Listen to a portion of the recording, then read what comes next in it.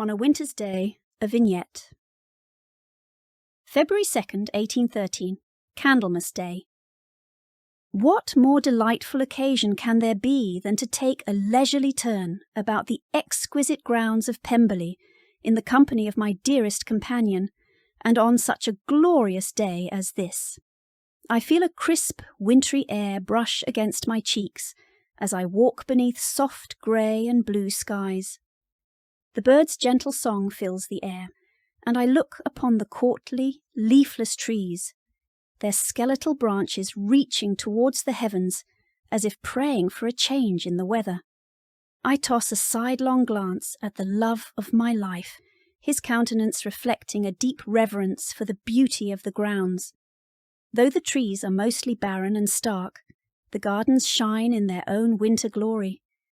It is as though a deep sense of peace and contentment fills him. I feel it too, like a balm to my soul.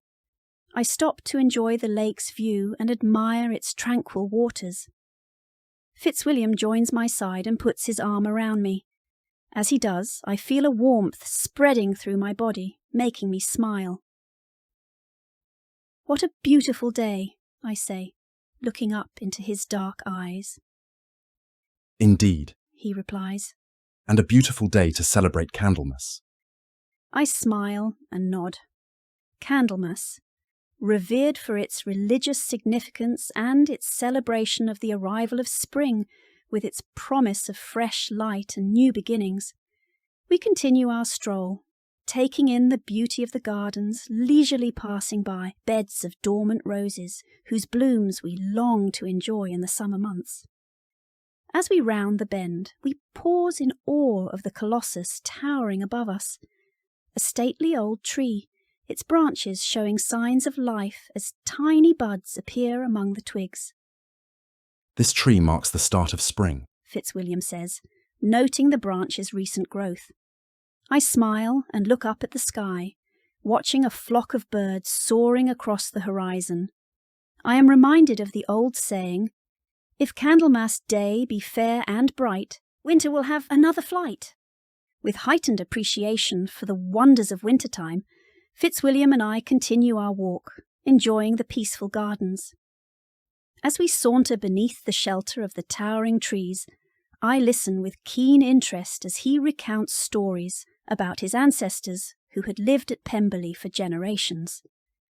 Fitzwilliam tells me tales of his beloved great-grandmother, who had been born on Candlemas and planted some of these very trees. His grandfather, too, had left a lasting legacy, carving his initials into the bark of a majestic chestnut tree. Continuing through the gardens, I notice a small clearing with a bench in the centre. I pause and point it out to him. "Let us sit." We make our way over to the bench, sit close to each other, and look out onto the lake, the sound of the birds singing, filling the air with the serenity of peace and contentment. My heart swells with a warmth that penetrates every inch of my being, leaving me with a feeling of calm satisfaction. I look up at Fitzwilliam and say, "It is such a blessing to enjoy this moment together, just the two of us, on Candlemas." Fitzwilliam meets my gaze and smiles. "It is," he agrees before leaning in and pressing a soft kiss on my lips. My heart races and my cheeks feel flush as his warm palm presses against mine. Our eyes meet, and I see the same blissful sentiment I am feeling in him. I intertwine my fingers with his, and a wave of bliss envelops me. Here we are, two people connected by an indelible history, enjoying the beauty of Candlemas in the gardens of Pemberley. We stay like this for a while, basking in the beauty of the gardens and the warmth of our embrace. "Let's go back inside," says Fitzwilliam at length, standing to help me to my feet. "Yes," I whisper. Then, with one last glance over the horizon, we set off in return to the manor house.